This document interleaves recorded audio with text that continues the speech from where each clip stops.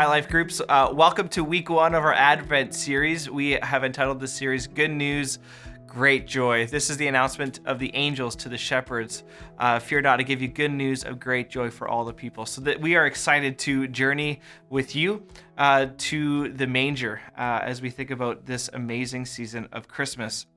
So what we're going to be doing this month is looking at the different characters of the nativity or of the Christmas story and ask questions. And so week one, Magi, will you seek?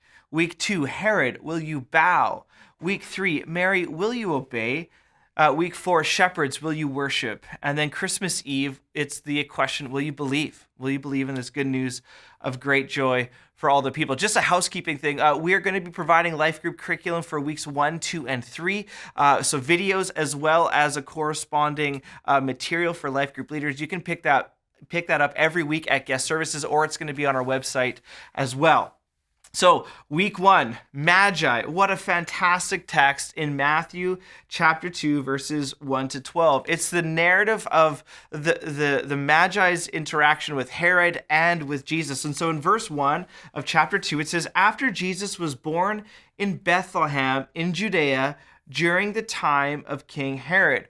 What I want to do is I want to stop there right away and actually situate us a little bit even with the Gospel of Matthew. The story of the Christmas nativity scene doesn't start with once upon a time. It actually starts with history. After Jesus was born in Bethlehem, it's a place in Judea, which is the region, during the time of King Herod, it situates it in history, which is what Matthew is trying to do from the beginning of his gospel. If you flip over to Matthew chapter 1, Matthew chapter 1 is a genealogy of how did we get here? Who are the main players in the story of God? Matthew is situating the story of redemption in history, which is so important because sometimes we think of the Christmas story of like, oh, it's such this magical thing. And it doesn't start with once upon a time. It starts with history, which actually gives us a lot of credibility when we think of the story of Jesus. This happened. It's an event in human history. So verse 1 starts with this, Bethlehem in Judea during the time of King Herod, Magi from the east came to Jerusalem and asked, where is the one who has been born the King of the Jews? We're introduced in the first verse to the three main players of the whole chapter of Matthew chapter 2, Jesus, Herod, Magi. The first readers of this would actually be blown away at these three people being involved in the same story. It's kind of like the jokes that start off with you had one person, you had another person, you had another person, they all went into a bar.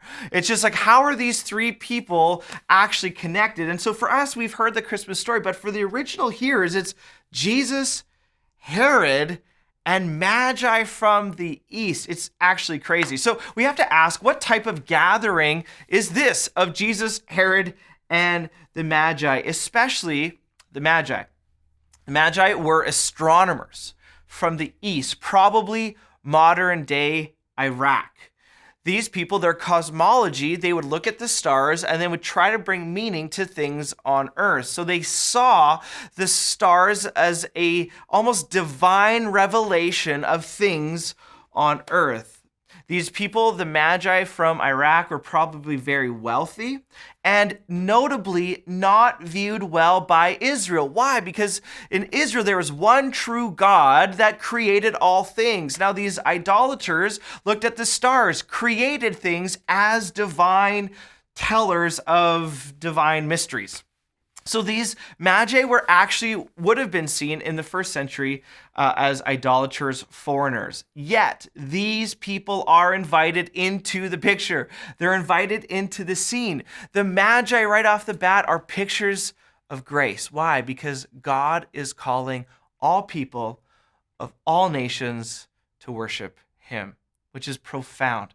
That the Christmas story is good news of great joy for all people. The Magi should not be welcomed, and yet, by grace, they are. So the question is for you, who do you think should not be included in the story of Jesus, and yet it's that very person that should be included in the story of Jesus? Who are you going to bring to Christmas Eve? Who are the neighbors? Who are the coworkers? Who are the people in your life who need to be invited into the story? Verse 2, We're seeing what kind of a baby is this? He's the king of the Jews. He is the king of the Jews. And these Magi, these smart, wealthy foreigners came to worship him. What kind of a baby is this? He's the king of the Jews. Verse 6, what kind of a place is this? It says, in Bethlehem in Judah, they replied, for this is what the prophet has written. But you, Bethlehem, in the land of Judah. Bethlehem was this little town in the sticks. Nobody knew, but this was the messianic prophecy of Micah chapter 5, that the Messiah would be born in Bethlehem. When you think of great hockey players like Sidney Crosby, where's Sidney Crosby born? He's born in Cole Harbour, Nova Scotia. You know how many people live in Cole Harbour? Like none. But yet, this is where Sidney Crosby hails from. It's the same similar sense with Jesus. Where's Jesus from? He's from Bethlehem? Are you kidding me? What kind of a place is this? He's from Bethlehem, which in Hebrew means the house of bread, which he is now the bread of life. And then finally, what kind of a king is this? This king from this messianic prophecy in Micah chapter 5 says, for out of you will come a ruler who will shepherd my people Israel. What kind of a king? In contrast to Herod, we're not going to get into Herod because that's coming next week, but what kind of a king is this Jesus, this king?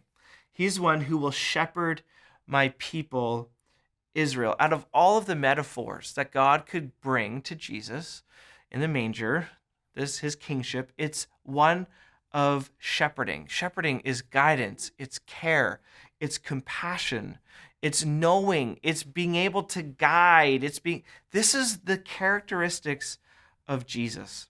And so Magi come to Jesus with worship in their hearts.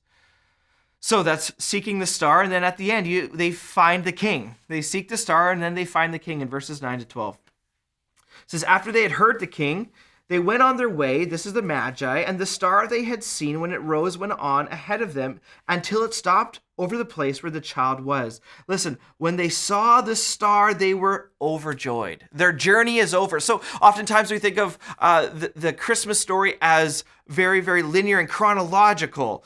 A quick chronology, I should say. What we think is that the Magi were actually probably visited Jesus a year after he was born. So I'm sorry to ruin Christmas for you, but the chronology of this is that the Magi probably would have been there at least a year after Jesus was born. So they come, they see the star, and they see Jesus in the manger, and they said that it said that they were overjoyed. They saw the star, and they were overjoyed. Their journey is over. Their seeking is done. They don't need to go anywhere else because this is what they have come to find. This is who they are seeking. They have found Jesus. And so think of the journey that they have taken. They have sought the star, but they have found Jesus. They sought the created things, but they found the Creator. Isn't that awesome? They sought created things in a star, but they found the Creator in Jesus.